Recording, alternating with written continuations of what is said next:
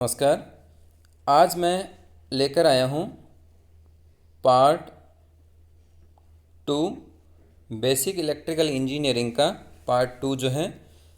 तो पिछले वीडियो में हमने रेजिस्टेंस के बारे में ये देखा था और 3 जो मटेरियल हैं उनके हमने टेम्परेचर कोफिशिएंट की भी बात की थी। तो यहाँ तक हमने कंप्लीट कर लिया था। तो आगे हम देखते हैं बेसिक इलेक्ट्रिकल इंजीनियरिंग के अंदर अगला जो टॉपिक है वो है कॉम्बिनेशन ऑफ रेजिस्टेंस। तो रेजिस्टेंस जो है, रजिस्टर जो होता है उनका क्या है, सीरीज़ कॉम्बिनेशन और पैरेलल कॉम्बिनेशन हम कर सकते हैं। तो ये मैंने आपको सीरीज़ कॉम्बिनेशन दिखाया है और यहाँ आपको मैंने पैरेलल कॉम्बिनेशन दिखाया है। अब देखिए कि सीरीज़ कॉम्बिनेशन हम करते हैं तो उस केस में क्या होता है, करंट जो है दोनों रजिस्टर के अक्रॉस, यदि 2 रजिस्टर हैं तो इनके अक्रॉस जो करंट होती है वो करंट क्या रहेगी, सेम करंट फ्लो करेगी। यदि आप वोल्टेज अप्लाई करते हो तो क्या होगा, इसमें जो करंट होगी वही करंट इसमें भी फ्लो करेगी। तो इस केस में जो इक्विवेलेंट रेजिस्टेंस है आर इक्विवेलेंट, वो क्या आ जाएगा, R1 प्लस R2। ठीक है, तो ये तो हो गया आपका सीरीज़ कॉम्बिनेशन जिसमें करंट सेम होती है और वोल्टेज जो होता है वो डिवाइड हो जाता है V1 और V2 की फॉर्म में अलग अलग। अब चलिए हम बात करें पैरेलल रजिस्टर की। तो ये मैंने आपको पैरेलल रजिस्टर का एग्जांपल दिखाया है, इसको हम इसमें भी देख लेते हैं। तो इसमें क्या होता है, 2 रजिस्टर आपस में पैरेलल में कनेक्ट रहते हैं और इसमें क्या होता है, करंट जो होती है टोटल करंट वो डिवाइड हो जाती है, वोल्टेज जो होता है वो दोनों पर सेम रहता है क्योंकि ये समांतर क्रम में पैरेलल में जुड़े हुए हैं। तो इसमें करंट I1 हो जाएगी, इसमें करंट I2 हो जाएगी। तो पैरेलल में क्या होता है, करंट डिवाइड होती है और वोल्टेज क्या होता है, सेम होता है। तो इस केस में R इक्विवेलेंट जो है वो क्या हो जाएगा, 1/R1 प्लस 1/R2। ठीक है यहाँ तक। अब चलिए एक जो ज़रूरी चीज़ है वो हम देख लेते हैं। यदि अपने 2 रजिस्टर की बात करें और दोनों पैरेलल में जुड़े हुए हैं तो क्या हो जाएगा, R1 R2 divide by R1 plus R2। ये क्या है, केवल 2 रजिस्टर के लिए तो ये फॉर्मूला जो है वो आप डायरेक्ट इसी तरह से याद कर सकते हो। और यदि 3 रजिस्टर जो है वो पैरेलल में कनेक्ट हैं तो उसके लिए आपको R1 1/R1 plus 1/R2 plus 1/R3 as shown. तो इस तरह से शो ऑन, जिस तरह से आगे बढ़ते जाएंगे तो इसको आप इस तरह से कर सकते हो। यदि 2 रजिस्टर हैं तो उसके लिए ये शॉर्टकट आपको फॉर्मूला हमेशा ध्यान में रखना है क्योंकि ये क्या है कि काफ़ी बार न्यूमेरिकल जो सोल्व करते हैं तो उसमें क्या है, यूज़ करना पड़ता है। चलिए आगे हम देखें। तो अब क्या है, एग्जाम्पल लेते हैं। चलिए अब कुछ एग्जाम्पल देखते हैं। तो इसमें क्या है, सबसे पहले तो बहुत सिंपल सा लेता हूँ। यदि 10 ओम और 10 ओम 2 रजिस्टर पैरेलल में कनेक्ट हैं तो इनका इक्विवेलेंट क्या हो जाएगा, R इक्विवेलेंट वो 10 प्लस 10 20 ओम, 20 ओम हो जाएगा। अब यदि यही 2 रजिस्टर आपस में पैरेलल में कनेक्ट हैं 10 ओम और 10 ओम, तो इनका इक्विवेलेंट क्या हो जाएगा, 10 इंटू 10 डिवाइड बाई जो अभी मैंने फॉर्मूला बताया 10 प्लस 10, तो ये आ जाएगा आपका 100 divide by 20 that is equals to 5। तो इसका मतलब यदि 2 इक्वल रेजिस्टेंस पैरेलल में कनेक्ट हैं तो इनका इक्विवेलेंट जो होगा वो क्या हो जाएगा, 10/2 हाफ हो जाएगा। तो यदि अब इसी के अंदर यदि n number of resistor are connected in parallel,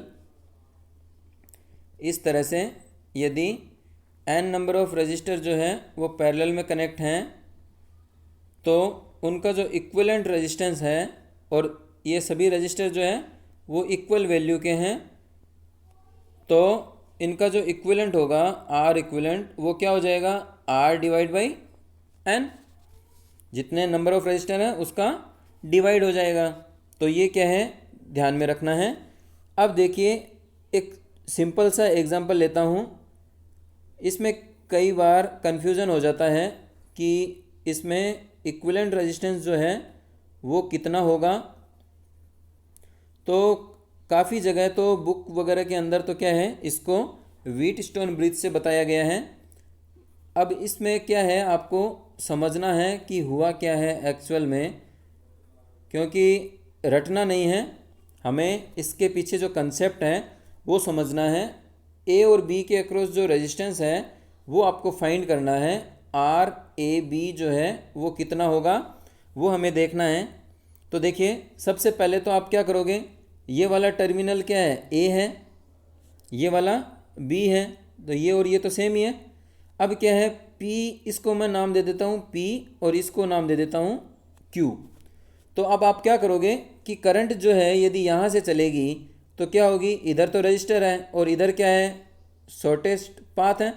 तो इसका मतलब करंट कौन से रास्ते से जाएगी, जिधर रेजिस्टेंस मिनिमम होगा। अब देखिए अपने क्या करते हैं कि आपके पास एग्जाम्पल के तौर पर यदि आपके पास दो रास्ते हैं, जिसमें एक रास्ते में तो क्या है, कांटे हैं, और दूसरे रास्ते में क्या है, आपके पास साफ है, फूल है, तो आप कौन सा रास्ता चूज करोगे, आप तो जो इजी पाथ है उसी पाथ से जाओगे।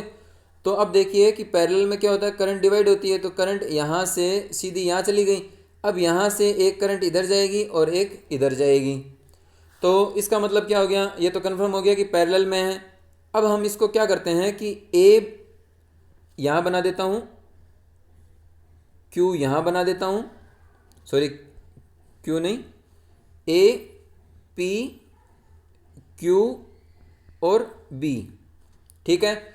ए और पी के बीच कितना है, 10 ओम का रजिस्टर है, पी और क्यू के बीच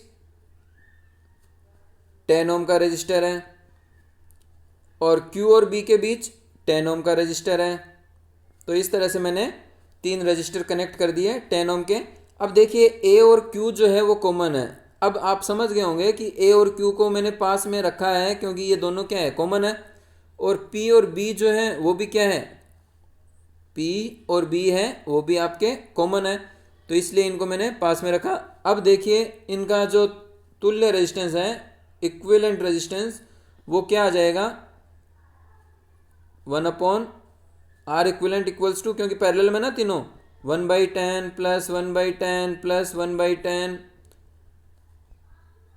1/10, तो ये कितना हो जाएगा। अब देखिए तीनों इक्वल है ना, तो आप सीधा भी कह सकते हो कि आर इक्विवेलेंट जो है वो 10/3 ओम जो है वो हो जाएगा, ठीक है। जो अभी हमने देखा कि यदि n नंबर ऑफ रजिस्टर यदि पैरेलल में कनेक्ट हैं और सभी की वैल्यू इक्वल है, तो उनकी जो इक्विवेलेंट वैल्यू है, तुल्य वैल्यू जो है वो क्या आ जाएगी, 10/3 हो जाएगी, ठीक है यहाँ तक।